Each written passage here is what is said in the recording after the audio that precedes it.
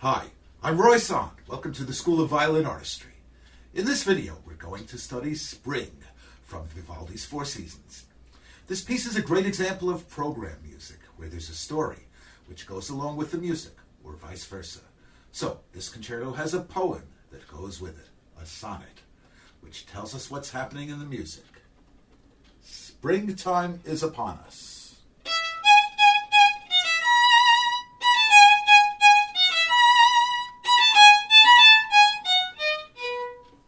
The birds celebrate her return with festive song.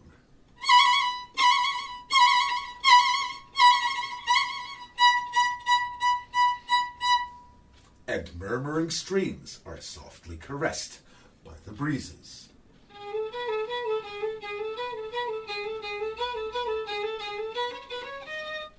Thunderstorms, those heralds of spring, roar, casting their dark mantle over the heaven.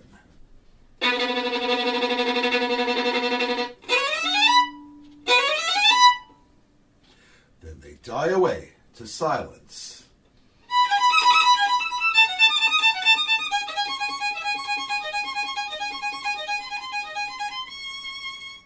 And the birds take up their charming songs once more.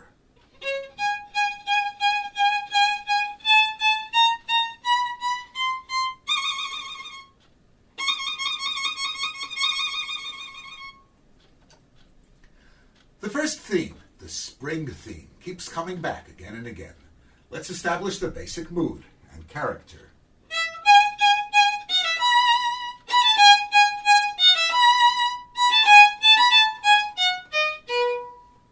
Happy, fresh, energetic, spring-like. The bow stroke should be a clean, crisp martelé. Ringing. The dynamic level is a comfortable forte, no strain, no forcing.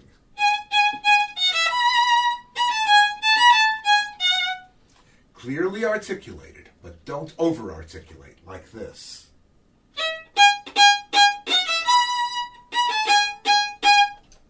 Make sure you keep the consistent separation of the eighth notes. Don't let it ever turn into a connected sound like this. And keep the length of the notes consistent. Don't let it do this. And please, don't let it grunt like this. Here's the right way again. The 16th notes always get a smooth bow stroke.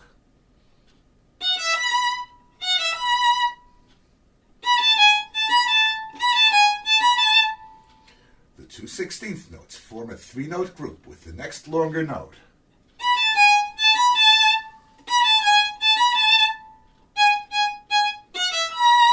This is one of the most common patterns in Baroque music. Here's the same pattern in the Vivaldi A minor violin concerto.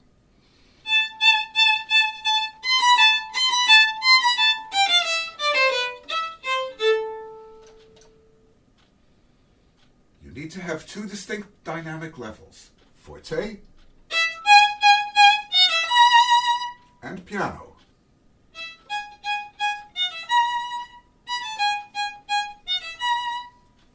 There doesn't have to be a huge difference between them, but it has to be clearly noticeable. Forte, piano. Now, here's the bird call.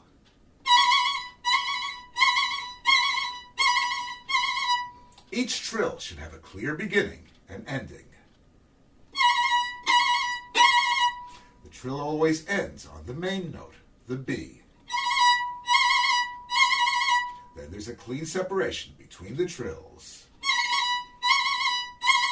Because this is somewhat of a special effect, and not the normal melodic trill, I feel that the normal rule about trills starting on the upper note in Baroque music doesn't necessarily apply here.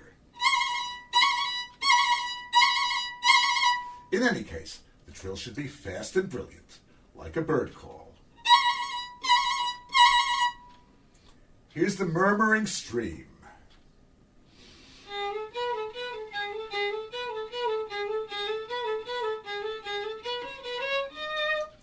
sure it murmurs with a soft dynamic. Vivaldi asks for piano. We might even think of it as pianissimo. But the tone needs to be resonant, not lifeless like this. Resonant. I like to emphasize the two-note grouping. Not this, but this.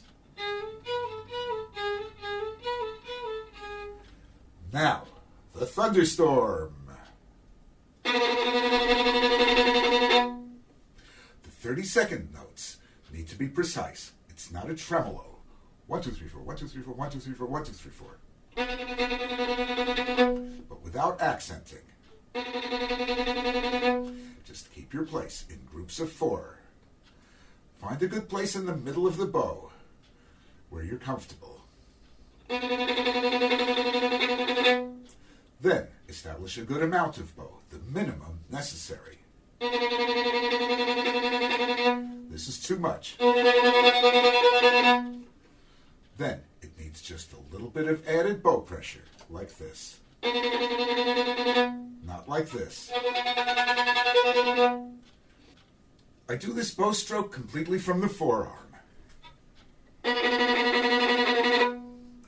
don't use any hand or finger motion. I don't do this. Here's the right way again. Now, make sure you're playing in A natural in the scale.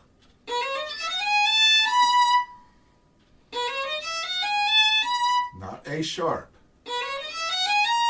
but A natural. Moving ahead.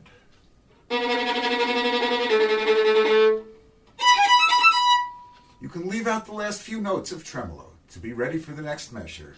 The piano will fill in that space, or the orchestra, if you're lucky enough to play this with an orchestra.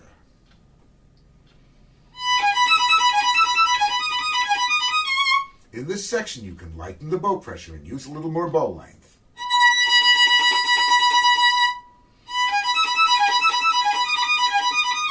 The first finger anchors each group.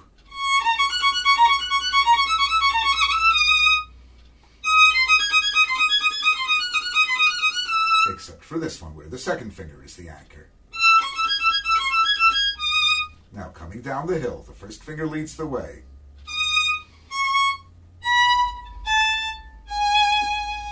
No gripping. You can practice it this way, stopping between the groups.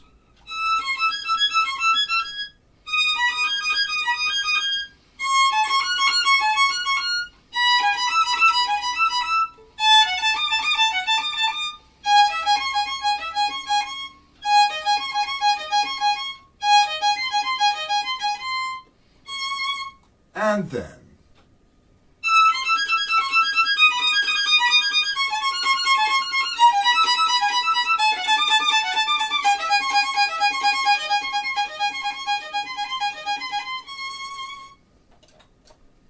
here's the next interlude. The birds take up their charming songs once more.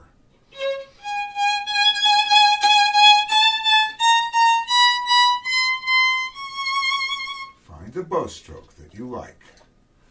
I've heard it done this way.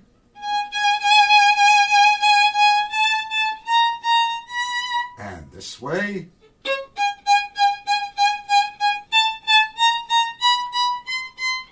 And this way.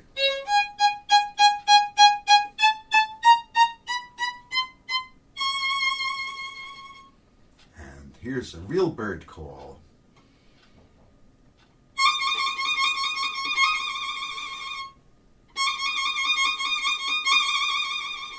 Make sure the bow change is coordinated. The last interlude deserves special treatment.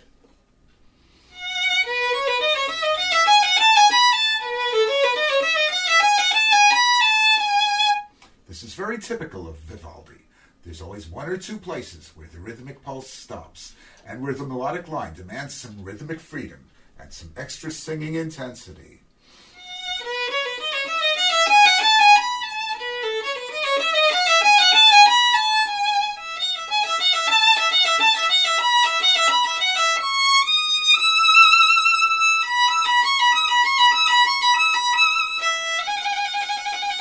And we're back home one last time.